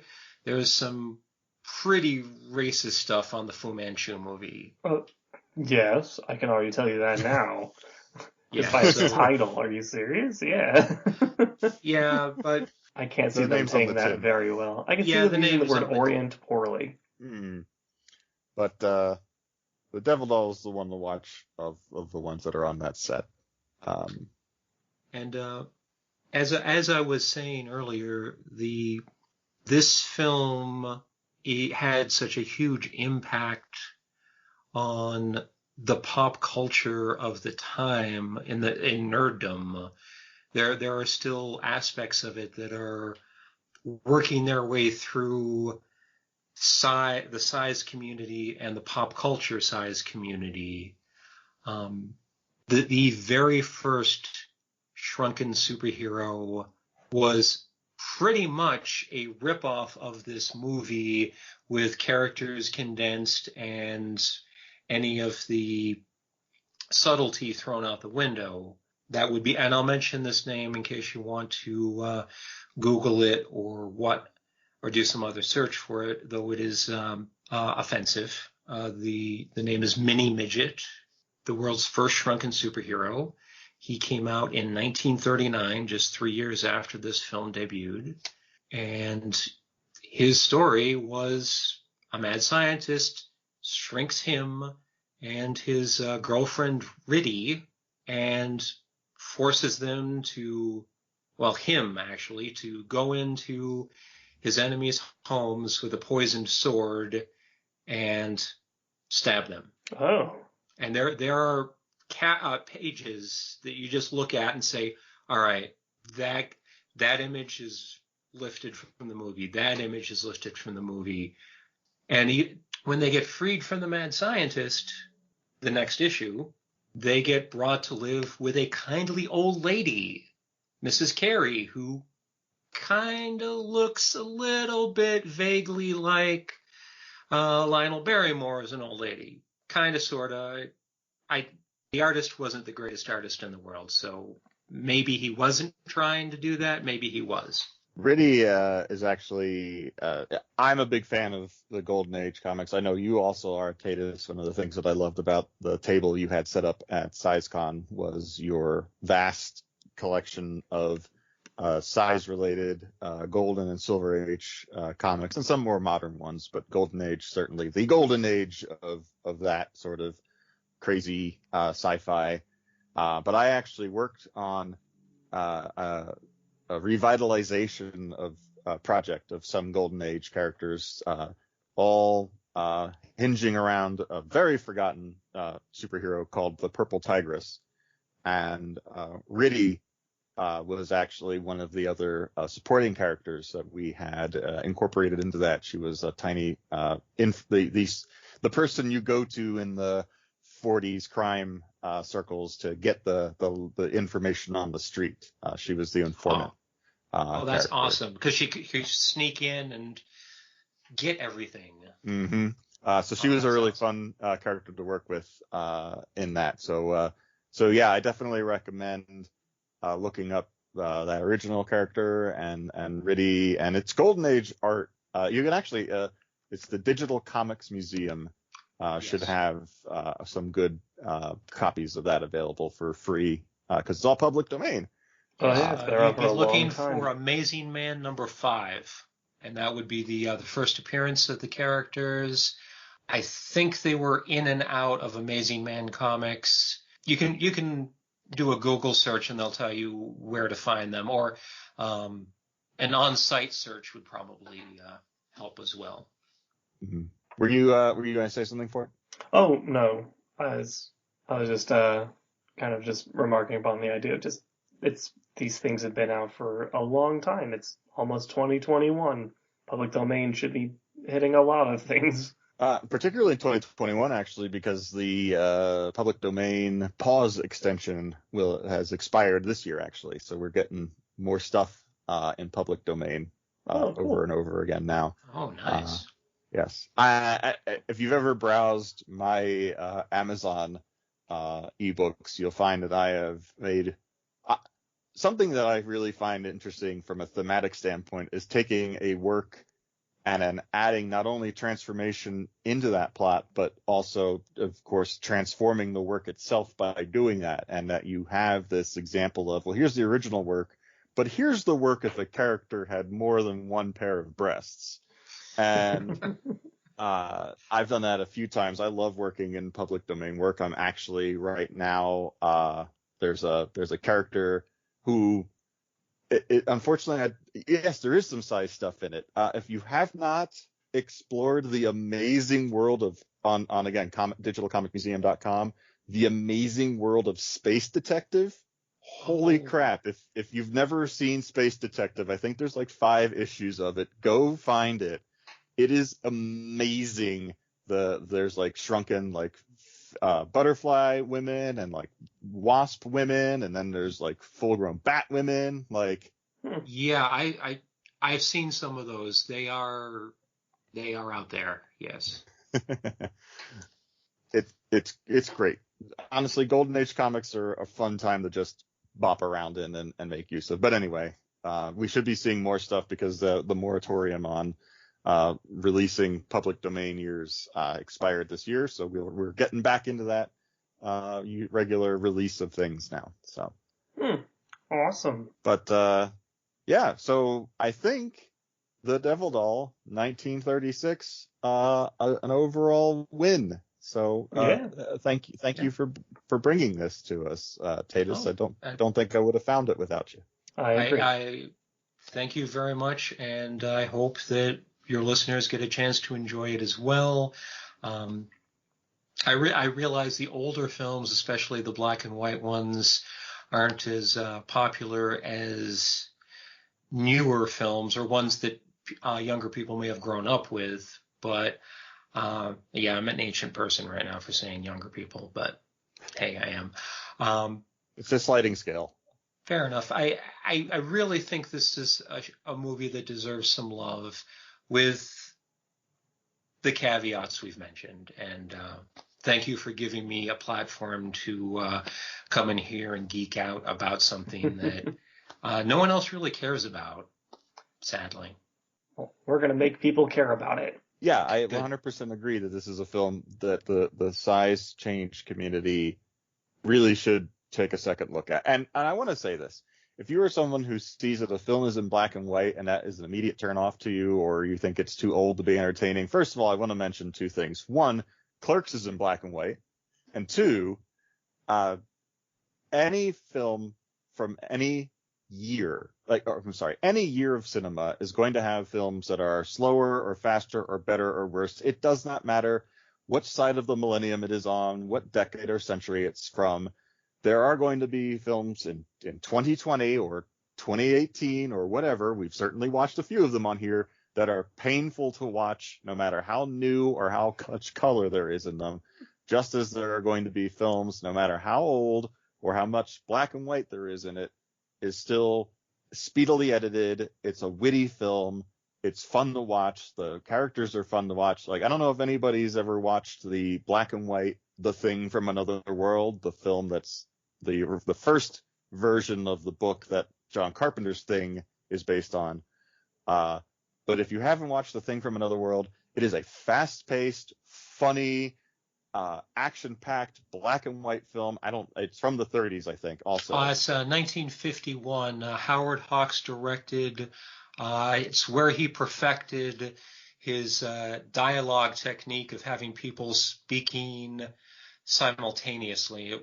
Yes. It's a beautiful. I agree with you fully. My wife and I watch it at least once a year, usually in October. It's not that close to the story, the book it was based on, but it is one of the best science fiction films of the 50s, and it holds up very well today. Yeah, I don't think, and it's been a few years since I watched it, I don't think I have any caveats to give to it too much in regards to its content. All I'll say is, and this is just a minor spoiler, but it is one of the scenes in the film that I always point to as one of my reasons I love this film so much. They are hiding from an alien monster. They are trying to keep themselves safe, and they have barricaded a door. They have put all of this stuff in front of this door to keep it closed, and the door opens the other direction. Oh. It's such a great scene because the monster opens it, and there's this moment where everyone's like, oh, and he looks down at this barricade and just swats it away. And I'm like, that is just this brilliant little sight gag in this film. Like, watch it. I can't believe I got the year so very wrong, but it's just a wonderful example of, like, honestly, in many cases, year, black and white color, you can have a dud or you can have a winner no matter what. Don't judge it based just on whether or not it's been, Ted Turner's touched it with his magic colorizing finger or not. I'm going to backpack off of that so hardcore. What was that movie where the people are being replaced by, like, pods people? Invasion of the Body Snatchers? Yeah, that one. That's black and white. I saw that like a year or two ago for the first time. Pretty good. But I was also going to say, like, you can take modern movies and make them black and white, and sometimes it improves the experience. Because all that talk I was doing about the rods in your eyes and all that fun stuff. Mad Max Fury Road has a shiny and chrome version that's all black and white. And normally that movie's very, very saturated. Oranges and blues. It's wonderful. Black and white brings so much to it. I feel like we have this kind of stigma against black and white film, as we've all mentioned, that, like, it's usually a turnoff, kind of like when you hear, like, radio programs from, like, the 30s, and you're just kind of like, ugh, they talk like that. It's so annoying. But, like, it's got merit. It's art. It's effective. It can do a lot. You just kind of have to get over that, like, the horseradish visual taste of black and white when you've been living in 4K. So I as someone who used to hate black and white films, I have been shown some black and white films, and I have changed my mind. Yeah, it's just like with everything. Like, not every song in the '80s was a banger. You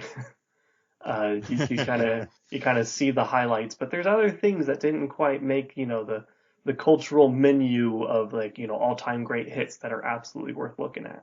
If you want to see a great example of sometimes the best of specials are the way to go, and I say this with only love, please don't at me. I'm adding you. Try watching every single uncut episode of Monty Python's Flying Circus. Oh. Not every sketch is the immortal winner. Yeah, I'm adding you. I love Monty Python's Flying Circus, but honestly, I definitely have been sitting there and I'm like, this one didn't quite click for you guys this episode. So yeah, like, you just got to remember, in all cases, sometimes it's just the best things are the things that get elevated, and the worst things are the things people talk about. And I've totally lost the line of my point. In other words, don't trust popular opinion 100% of the time to give you the what's what and everything you need to know. No experience is universal, and there's lots of things you should open yourself up to. Yeah, that. Sounds good to me. I am an old fart who loves movies in general, black and white or not, but I have seen the resistance from some people for older material.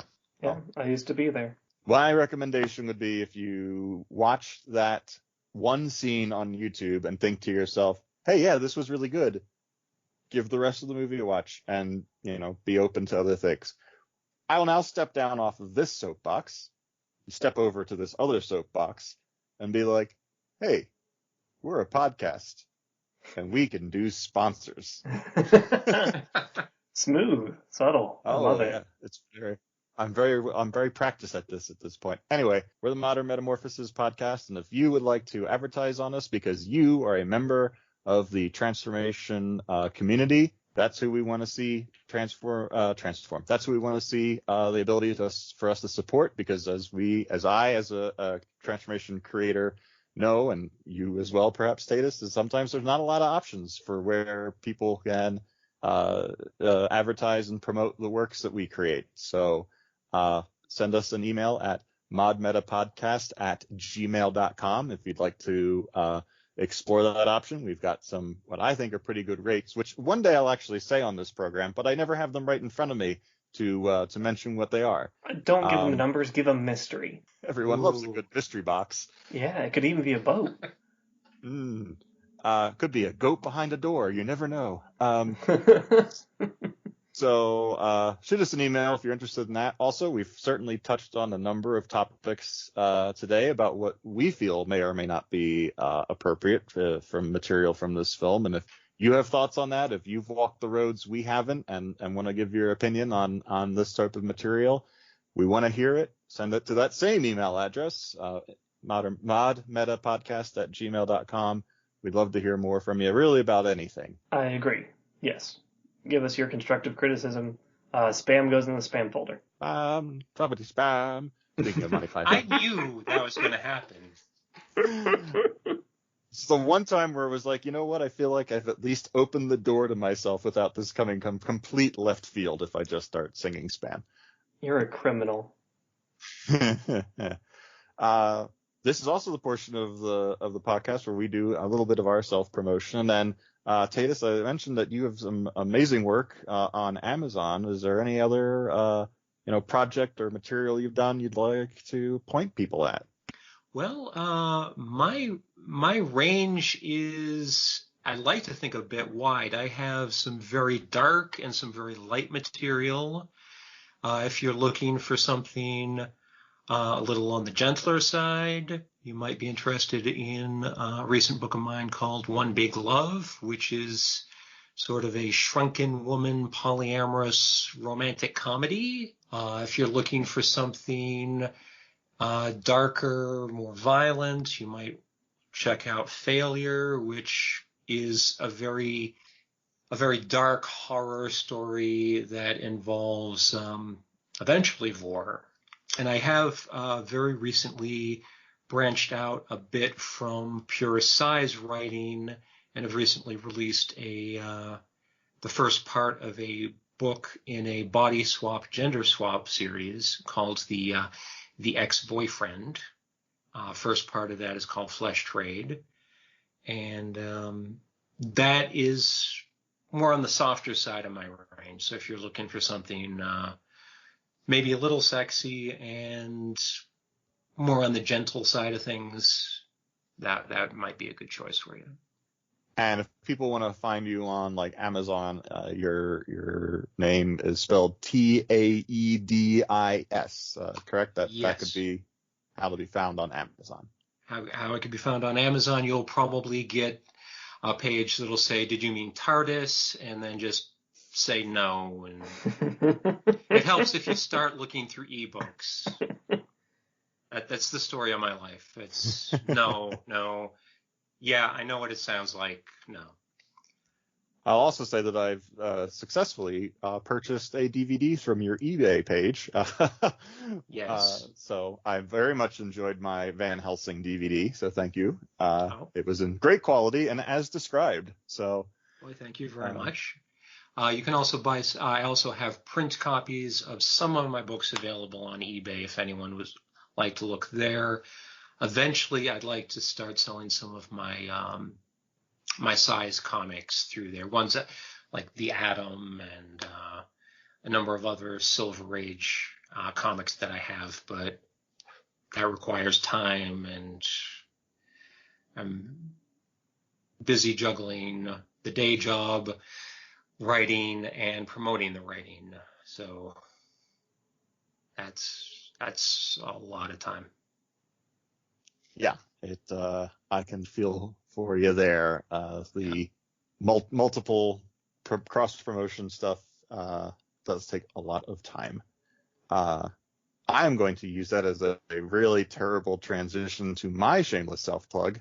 because I just recently published on Amazon a time loop story. For those who don't feel like there's enough time in the day, you get 4 different versions of Bianca's day as she encounters at the end of the day a genie and makes wishes to help improve her looks. And we restart the day without her remembering why she's changed, but we see how those changes impact how she gets through spring break and how her relationship with her roommate changes. So my shameless plug is if you want to look up Wish, Rinse, Repeat. Yes, it's a showering pun because the genie comes from a shampoo bottle. Wish, Rinse, Repeat, Getting Wet. It's a new one published by me on Amazon, exploring wishes and breast expansion and time loops. So I hope you like it. I've gotten a very little feedback on it, so could be terrible. Who knows? Find out. Is it in black and white?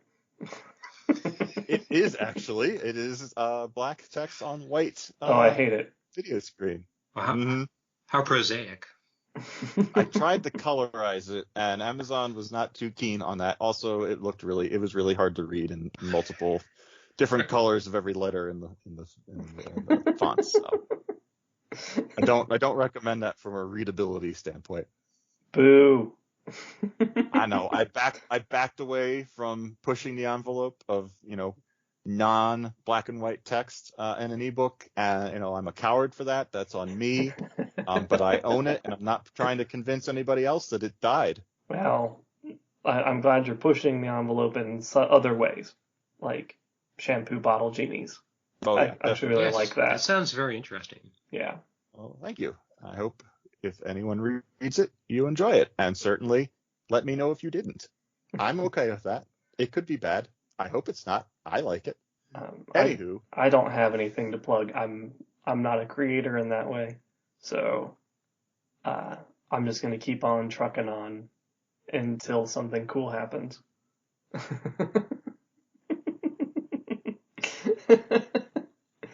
Since these do come out so much later than when we record them, it is always like, I know I'm always, I mentioned that when we just had Rob Classack on as our guest, Taedis, and it was mentioning that sometimes this is really just a memo for myself in the future when I go to edit the episode to be like, oh yeah, I was supposed to do that thing by now. I should go do that. So. When did I talk about that? Oh, dang. Yeah, right.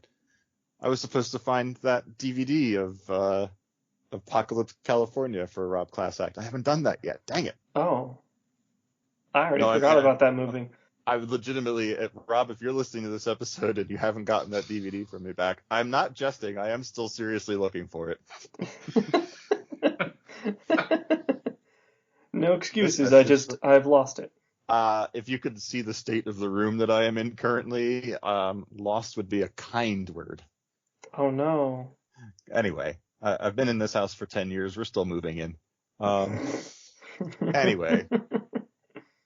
Yes. I hope that I hope that our listeners are appreciative to you, Taedis, as I am for bringing 1936's The Devil Doll to my attention.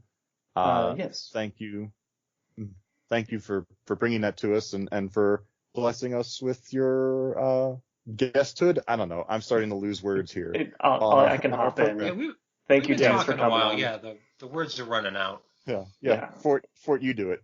I can do it. I've got some words on reserve.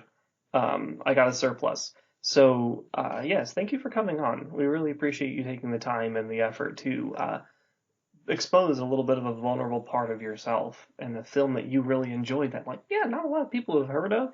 And if they have, maybe it's as a joke or it's look at this silly movie. But, you've presented that part to us, and with no shame that we love it. It's great. It's got problems, but everything we love has problems. That's life. So, yes, I want to personally thank you for reaching out and committing to the time and taking the time on top of everything that we've got going on this year. Because I really enjoy your contribution to this podcast. Thank you for having me and listening to me rant on. Oh, I thought I was the one doing the ranting. Oh. I complain about science constantly in like joke movies. Like I feel like you're fine. Okay. I feel like we need to get like some sort of little song where it's like, Fort complains about science. Like just the STEM field strikes again. Well, these points. We are coming close to the holiday season as we record this. It will make no sense later on, but earlier on when you were saying you needed a jingle, I was thinking science scribes. Oh no. Hey. It's effective. It almost would dissuade me from just like, I feel like it'd be the Pavlovian response where like that would start popping up and I'd be like, I'll just stop complaining about science. Fort, did you see the part where the person, got musculature that they don't have? No, I didn't see that. I have no complaints. What's your opinion about those needles just laying around without any covering and just holding liquid in unrefrigerated states? They just put it in a beaker when they were done, and I don't know why. Fort complains about science. Fort calls OSHA. Well, on that note, thank you all for listening. I have been Dan Standing. I am Alex Fort. I am Taedis. This has been Modern Metamorphoses. Y'all have a very good night. Yes. Wash your hands. I'll come back now. You hear?